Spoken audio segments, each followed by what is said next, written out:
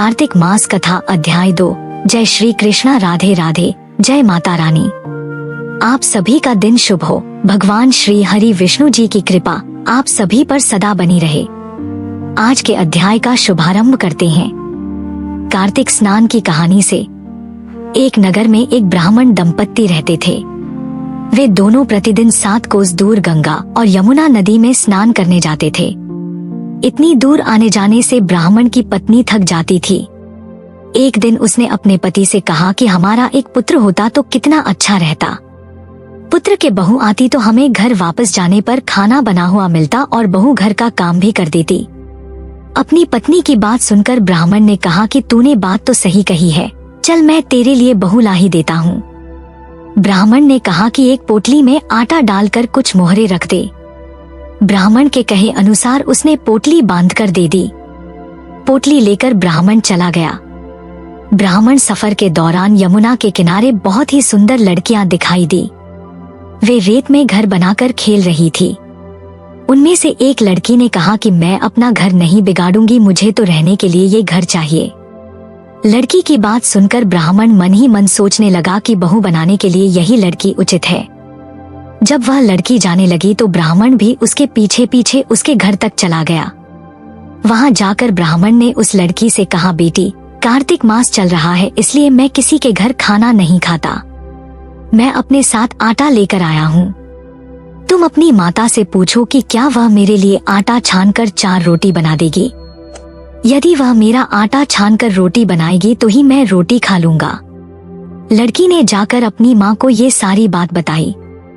माँ ने कहा, उचित है, जाकर ब्राह्मण देव से कह दो कि वह अपना आटा दे दे, मैं रोटी बना दूंगी। जब वह आटा छानने लगी तो आटे में से मोहरे निकली। वह सोचने लगी कि जिसके आटे में इतनी मोहरे हैं उसके घर में कितनी मोहरे होंगी। जब ब्राह्मण खाना खाने बैठा तो लड़की की माँ ने उस ब्राह्मण से पूछा, क्या आपका कोई लड़का है और क्या आप उस लड़के की सगाई करने जा रहे हो। यह सुनकर ब्राह्मण ने कहा कि मेरा लड़का तो काशी में पढ़ने गया हुआ है, लेकिन यदि तुम कहो तो खांड कटोरे से विवाह करके तेरी बेटी को अपने साथ ले जाऊं। लड़की की माँ ने कहा, ठीक है ब्राह्मण देव। इस पर लड़की की माँ ने लड़की की खांडकटोरे से शादी करके ब्राह्मण के साथ भेज दिया।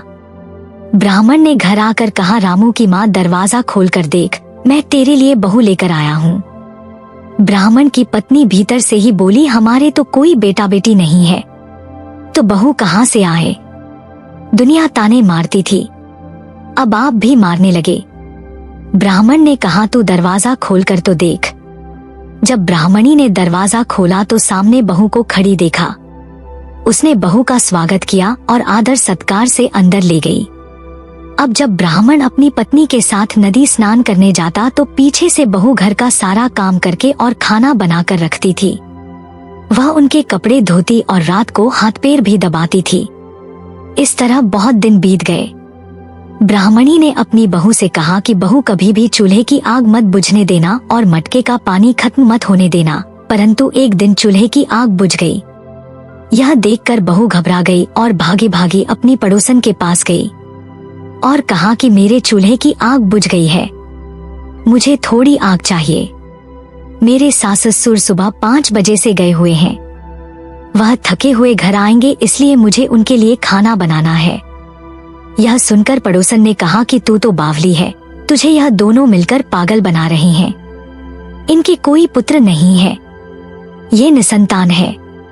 बहू ने कहा, नहीं ऐसा मत बोलो, इनका बेटा तो बनारस काशी में पढ़ने गया हुआ है। इस पर पड़ोसन ने कहा कि यह तुझे झूठ बोल कर लाए हैं, मेरी बात सच मान, इनके कोई बेटा नहीं है। अब बहू पड़ोसन की बातों में आ गई और कहने लगी कि अब आप ही बताओ मैं क्या करूं। पड़ोसन ने कहा कि करना क्या है, जब तुम्हारे सास ससुर आए तो जली हुई रोटियां बनाकर देना और बिना नमक की दाल बनाकर देना। खीर की कड़छी दाल में और दाल की कड़छी खीर में डाल देना। पड़ोसन ने उसे अच्छे से सिखा पढ़ा दिया। फिर जब उसके 7 सास ससुर घर आए तो उसने न तो उनका आदर सत्कार किया ना ही उनके कपड़े धोए। जब उसने सास ससुर को खाना दिया तो सास बोली, बहू आज यह रोटियां जली हुई क्यों है और दाल भी अलुनी है। तब बहू ने पलटकर कहा कि एक दिन ऐसा खाना खा लोगे तो कुछ बिगड़ नहीं जाएगा तुम्हारा।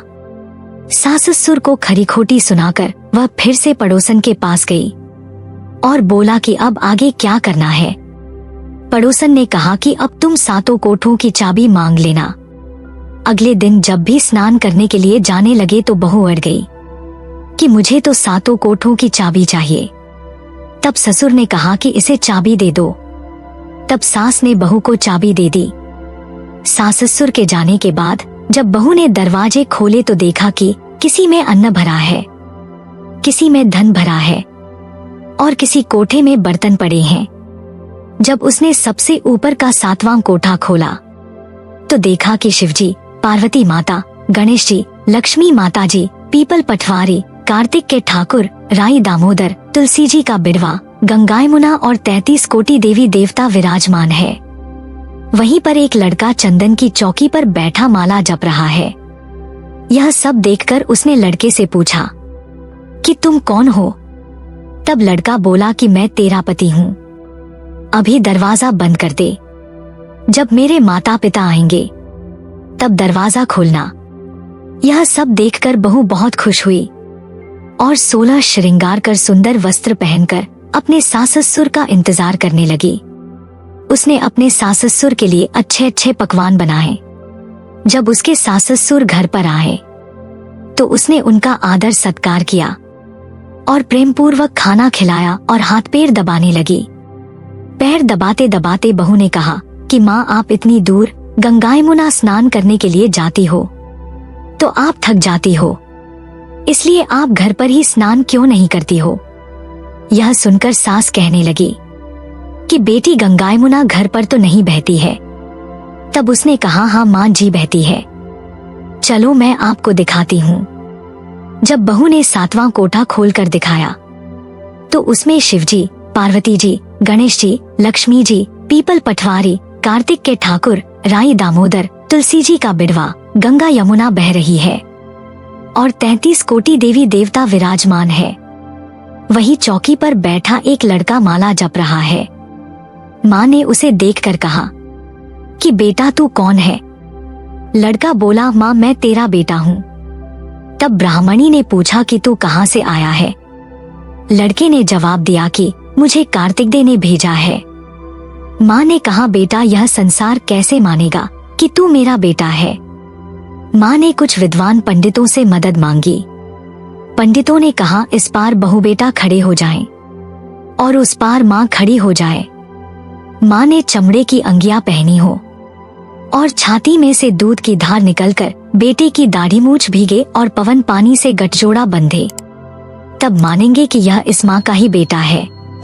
उसने ऐसा ही किया। चमड़े की अंगियां फट गई और छाती में से दूध की धार निकलकर बेटे की दाढ़ी मूछ भीग गई। पवन पानी से बहू बेटे का गठजोड़ बंध गया। यह सब देखकर ब्राह्मण और उसकी पत्नी की खुशी का ठिकाना ना रहा। तो यह थी कार्तिक मास की कथा।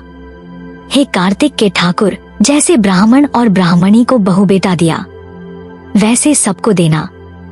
कार्तिक मास की कथा कहने, सुनने और हुंकारा भरने वाले सब पर कृपा करना। अब आइए कार्तिक स्नान की दूसरी कहानी को सुनते हैं। कार्तिक मास में पीपल पटवारी की कहानी कहीं और सुनी जाती है। स्नान और पूजा करने के बाद पीपल व पटवारी की कथा सुनने से अपार पुण्य मिलता है। कार्तिक मास में स्नान, ध्यान और पूजा पाठ का विशेष महत्व होता है। आज कार्तिक मास का दूसरा दिन है। आज के दिन इस कथा को सुनने से सभी पापों का नाश होता है और भगवान विष्णु की कृपा प्राप्त होती है। पीपल पटवारी की कथा। किसी गांव में एक गुजरी रहा करती थी। वह दूध दही बेचकर अपने परिवार का पालन पोषण करती थी। एक दिन उसने अपनी बहू को बुलाकर कहा कि बहू जा, आज तू यह दूध दही बेच कर आ। बहू दूध दही बेचने गई तो रास्ते में उसने देखा कि कार्तिक मास में औरतें पीपल सींचने आई। वह उन्हें देखकर वहीं बैठ गई और औरतों से पूछने लगी कि तुम यह क्या कर रही हो? औरतों ने कहा कि हम पीपल महादेव की पटवारी सींच रही हैं। बहू ने फिर पूछा कि अच्छा, ऐसा करने से क्या होता है? तब औरतों ने बताया कि ऐसा करने से अनंत धन की प्राप्ति होती है अगर किसी का पति वर्षों से बिछड़ा हुआ है तब वह मिल जाता है। औरतों की सारी बात सुनकर वह गुजरी की बहू बोली कि तुम तो पानी से सींच रही हो, मैं तो दूध दही से सींचूंगी। अब गुजरी की बहू हर रोज आती और सार दूध दही से पीपल की पटवारी को सींच जाती। उसकी सास उससे वापस लौटने पर हर रोज पैसों के बारे में पूछती तो वह कह देती थी कि मान जी कार्तिक का महीना खत्म होने दो, तब मैं सारे पैसे लाकर दे दूंगी। कार्तिक का महीना पूरा होने पर पूर्णिमा आ गई। तब वह गुजरी की बहू पीपल की पटवारी के पास धरना देकर बैठ गई। पीपल ने उससे पूछा कि तू यहाँ पर क्यों पड़ी हुई है? गुजरी की बहू बोली कि मेरी सास दूध दही के पैसे आज मांगने वाली है, लेकिन मैंने तो पूरे महीने पीपल के पेड़ को दूध और दही से सींचा है, अब मुझे पैसे चाहिए। पीपल ने कहा, मेरे पास पैसे नहीं है, यह भाटे डंडे पत्ते और पान पड़े हैं, यह सब ले जा और गुल्लक में ले जाकर रख देना। बहू घर पहुंची। घर जाने पर सास ने पूछा कि बहू बता पैसे ला है? बहू कहने लगी, माँ जी लाई हूँ और मैंने गुल्लक में रख भी दिए हैं। सास ने गुल्लक खोलकर देखा तो उसकी आंखें खुली की खुली रह गई। गुल्लक में से हीरे मोती जगमगा रहे थे। सारे सूखे पत्ते धन में बदल गए थे, जिन्हें देखकर सास कहने लगी, अरे बहू इतना धन कहाँ से लाई है? बहू सीधी थी। उसने अपनी सास को सारी बातें सच सच बता दी कि उसने तो दूध दही से पीपल की पटवारी सींच दी थी और पैसे मांगने पर पीपल ने पत्ते डंडे और भाटे दे दिए थे और वह गुल्लक में रखने से हीरे मोती बन गए। अब बहू की बात सुनकर सास बोली कि बहू तब तो मैं भी पीपल की पटवारी सींचने जाऊंगी। अब सास दूध दही तो बेच आती, उसके बाद दूध दही की हांडी धोकर पीपल की पटवारी में रखाती थी। घर आकर वह अपनी बहू से कहती कि बहू चल तू मुझसे पैसे मांग। बहू कहती कि माँ जी कभी बहू भी सास से पैसे मांगती है क्या? फिर सास के बार बार कहने पर आखिरकार बहू ने सास को पैसे लाने के लिए कहा तो वह अर्थात सास एक दिन पीपल के पास धरना देकर बैठ गई। पीपल ने सास को भाटे पत्ते डंडे और पान दे दिए और सास ने घर आकर गुल्लक में वह सब ले जाकर रख दिए। सास के कहने पर बहू ने गुल्लक फोड़ी तो देखा कि उसमें तो कीड़े मकोड़े चल रहे थे। बहू ने सास से पूछा कि माँ जी यह सब क्या है? सास कीड़ों को देखकर बोली कि पीपल पटवारी ने तुझे धन दिया, लेकिन मुझे कीड़े क्यों दिए? इस पर सभी औरतें बोली कि तुम्हारी बहू ने सब कुछ सच्चे मन से किया था, लेकिन तुमने धन के लालच में आकर यह सब किया। इसलिए हाथ जोड़कर इस कथा के अंत में कहना चाहिए कि हे पटवारी माता, जैसा आपने बहू को दिया वैसा ही अपने भक्तों को देना। इस कथा को कहते सुनते और हुंकारा भरते सभी भक्तों को देना। अब सुनिए कार्तिक मास महात्म्य में आगे का अध्याय। कार्तिक मास के लिए श्रेष्ठ कार्यों, तुलसी जी की महिमा और पूजा आराधना के बारे में इतना सुनने के बाद देवर्षि नारद ने श्री ब्रह्मा जी से प्रार्थना की कि हे जगत पिता, अब आप मुझे कृपा करके उस उत्तम देवता के बारे में भी बताइए जिनका पूजन इस माह में किया जाता है। ब्रह्मा जी ने उत्तर दिया है, वंशगण की नदी के उत्तर की ओर गिरजा के दक्षिण में 40 कोश की भूमि महाक्षेत्र कहलाती है। वहाँ पर शालिग्राम और गोमती चक्र पाए जाते हैं। इनका पूजन करने और चरणामृत लेने से मनुष्य मुक्ति प्राप्त कर लेता है। चरणामृत लेते समय यह मंत्र उच्चारण करना चाहिए। मंत्र है, अकाल मृत्यु हरणम सर्व व्याधि विनाश विष्णु पादो कम पीत्वा पुनर्जन न विद्यते। अर्थात भगवान विष्णु के चरणों का अमृत रूपी जल समस्त दुख पाप व्याधियों का नाश करने वाला, अकाल मृत्यु को हरने वाला और मोक्ष प्रदान करने वाला कल्याणकारी होता है। अतः यह औषधि के समान है। जल तब तक जल रहता है जब तक भगवान के चरणों से नहीं लगता। जैसे ही चरणों से लगा तो अमृत रूप होकर चरणामृत बन जाता है। जिस गोमती में एक चक्र हो उसको सुदर्शन, जिसमें 2 चक्र हो वह नारायण और जिस गोमती में 3 चक्र हो उसे अच्युत, और जिसमें 4 चक्र हो उसे जनार्दन, जिसमें 5 चक्र हो उसे वासुदेव, 6 चक्र वाले को प्रद्युमन, 7 चक्र वाले को संकर्षण, 8 चक्र वाले को नलकुवर और 9 चक्र वाले को व्यूह तथा 10 चक्र वाले को दशावतार कहते हैं। इनके दर्शन मात्र से ही मनुष्य मोक्ष को प्राप्त हो जाता है। जो भगवान के सामने वीणा या वंशी बजाता जाता है या गायन करता है, वह भी स्वयं भगवान को प्राप्त हो जाता है। जो भगवान के आगे कार्तिक मास में मृदंग बजाता है, भगवान उसे अपना सर्वप्रिय भक्त समझते हैं। जो भगवान के सामने नित्य श्रद्धा से धूप जलाता है, वह कभी नरक में नहीं जाता। शंख में भरा हुआ या भगवान पर अर्पित किया हुआ जल अंगों से स्पर्श करने पर संपूर्ण रोग और पाप नष्ट होकर मनुष्य मुक्ति को प्राप्त कर लेता है।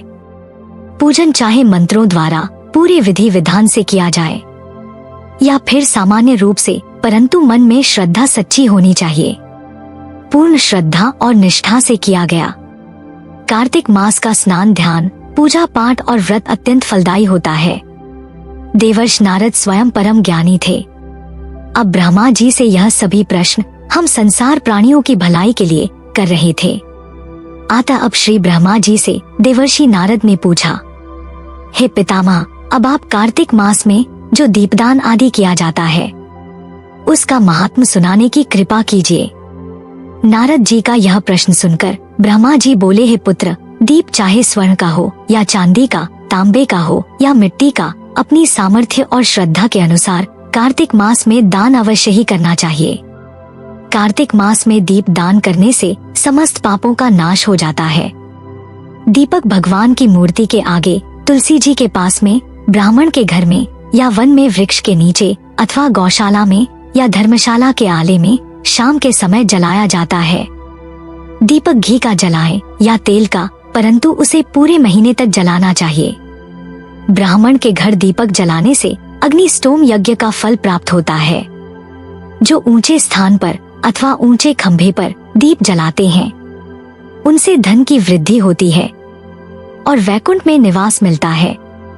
दीप जलाते समय भगवान से प्रार्थना करनी चाहिए और कहना चाहिए कि हे भगवान, आपके ही लिए मैं हर दिन कार्तिक मास में दीप जलाती हूँ।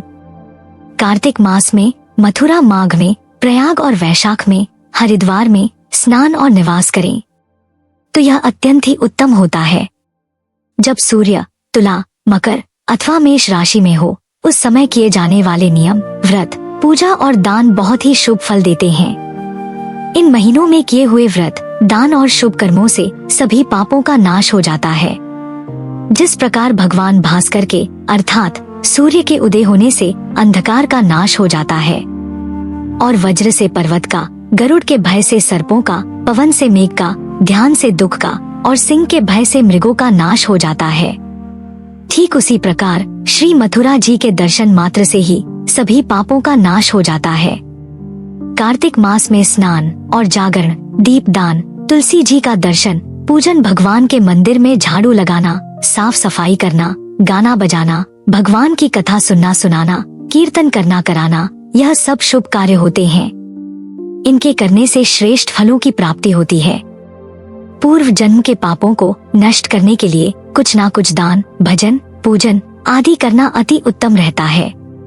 श्री ब्रह्मा जी के मुख से पूर्व जन्म के पाप शब्द सुनकर देवर्षि नारद ने पूछा है, विधाता, अभी अभी आपने कहा कि कार्तिक मास में स्नान, दान करने से पूर्व जन्म के पाप भी नष्ट हो जाते हैं, तो किसी को यह कैसे पता चलेगा कि उसने अपने पूर्व जन्म में किस प्रकार के पाप किए हैं? किस प्रकार हम अपने पूर्व जन्म के पापों को जान सकते हैं? यह सुनने की भी मेरी इच्छा है। सो हे पितामह, अब आप कृपा करके इस बारे में भी बताइए। श्री ब्रह्मा जी बोले, हे पुत्र, पूर्व जन्म का ब्रह्मा हत्यारा, क्षय रोगी और स्त्री पर गमन करने वाला कोढ़ी बन जाता है। स्वर्ण चोर के नाखून खराब हो जाते हैं और मदिरा पीने वाले के दांत खराब हो जाते हैं। इस प्रकार मनुष्य के पूर्व जन्म के पापों को पहचाना जा सकता है। इस प्रकार के सभी पाप दान, तपस्या, व्रत आदि से निवारण हो जाते हैं।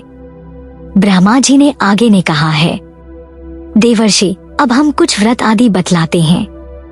एक समय भोजन करने से और 3 दिन शाम और 3 दिन प्रातःकाल भोजन करने को अतिकृश व्रत कहते हैं। शाम के समय 12 ग्रास और प्रातः काल में 26 ग्रास या 24 ग्रास खाने को भी अतिकृश व्रत कहा गया है। 3 दिन तक खाएं और फिर 3 दिन उपवास करें तो यह भी अतिक्रचर व्रत होता है।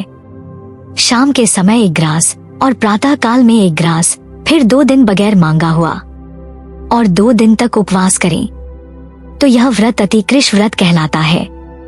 21 दिन तक केवल दूध या पानी पीता रहे तो यह व्रत कृतिक्रचर कक्ष व्रत कहलाता है। 12 दिन तक उपवास करना पुराख व्रत कहलाता है। 4 दिन कुछ नहीं खाना, फिर सत्तू खाना या फिर छाछ पीना, इसके बाद ब्राह्मणों को दक्षिणा देना सौम्य कृश व्रत कहा गया है। इसी प्रकार 12 दिन तक उपवास करना द्वादशक्र व्रत कहलाता है। तुला पुरुष का दान करना और गौ का घी, दूध, दही तथा कुशा का जल पीना, दूसरे दिन उपवास करना, यह कृसंतप्रीन का पूजन करना चाहिए। उस रात को उपवास रख और कमर तक जल में खड़े रहकर रात्रि भर भजन करने को जल कृश व्रत कहा गया है।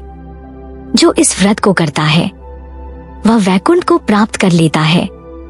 कार्तिक सुधी सप्तमी को घी खाकर फिर एकादशी को उपवास करने को पितामह कृश व्रत कहा जाता है। यह पितामह कृश व्रत करके दिन में भगवान श्री कृष्ण चंद्र का पूजन करें तो करने वाला तीनों लोकों में पवित्र होकर बैकुंठ लोक को प्राप्त कर लेता है। कार्तिक सुधी छठ से 3 दिन तक उपवास करने से महेंद्र कृश व्रत हो जाता है। इसे कर मनुष्य दुर्लभ बैकुंठ लोक में वास पा लेता है। 3 दिन अन्न भक्षण करने और 3 दिन उपवास करने से पत्र पंचक व्रत हो जाता है। इसे वैष्णव कृश व्रत कहा जाता है। अगर एकम से पंचमी तक केवल दही खाएं फिर एकादशी और द्वादशी को भगवान का पूजन करें तो उसे परम क्री व्रत कहा गया है। इसके करने से श्वेत द्वीप पर वास मिलता है जो शुक्ल पक्ष की एकम से प्रतिदिन 1-1 ग्रास कम करता है और अमावस्या को कुछ नहीं खाता तो यह चंद्रायन व्रत कहलाता है। 1 ग्रास 2 तोले अर्थात 25 ग्राम के लगभग मानना चाहिए। एक बार में जितना भोजन आसानी से मुंह में आ जाए इतना ही ग्रास होना चाहिए। कृष्ण पक्ष के आदि में अर्थात शुरुआत में चौस को 5 ग्रास और फिर हर दिन 1-1 ग्रास बढ़ाकर एक पक्ष में 240 ग्रास पूरे करने चाहिए। इसे भी चांद्रायन व्रत कहते हैं। जो व्यक्ति कार्तिक शुद्धि, सप्तमी, अष्टमी, नवमी और दशमी को जल कमल खाए फिर एकादशी को उपवास करें तो यह लक्ष्मी व्रत कहलाता है। इस लक्ष्मी व्रत को करने वालों पर श्री लक्ष्मी जी की कृपा बनी रहती है और में उन्हें भगवान विष्णु के वैकुंठ लोक में वास मिल जाता है। प्रतिदिन प्रातः काल में 4 ग्रास और सायंकाल ना खाने से शिशु चंद्रायन व्रत होता है। पूरे कार्तिक मास तुलसी जी का और आंवले का पूजन करना चाहिए। अगर स्त्री व्रत करें तो अपने पति की दीर्घायु की कामना भी करें। व्रत समाप्ति के बाद किसी ब्राह्मण को गौदान या अपनी सामर्थ्य के अनुसार दान, दक्षिणा या भोजन आदि देना चाहिए। इन व्रतों को करने से व्रत करने वाला भगवान का प्रिय पात्र तो बन ही जाता है। इस श्लोक में वह सभी सुख और ऐश्वर्य को भोग कर अंत में मोक्ष को भी प्राप्त कर लेता है। ऐसा कहकर श्री ब्रह्मा जी कुछ देर के लिए मौन हो गए। जय श्री हरि विष्णु, जय लक्ष्मी माता। आज का अध्याय यहीं पर समाप्त हुआ। मिलते हैं कल फिर नए अध्याय के साथ। उम्मीद करती हूँ यह वीडियो आपको पसंद आई होगी। कृपया वीडियो को लाइक करके हमारे चैनल को अभी सब्सक्राइब करें और बेल आइकन दबाना मत भूलिए ताकि नई वीडियो आप तक पहुँच जाए। जय माता दी। राधे राधे।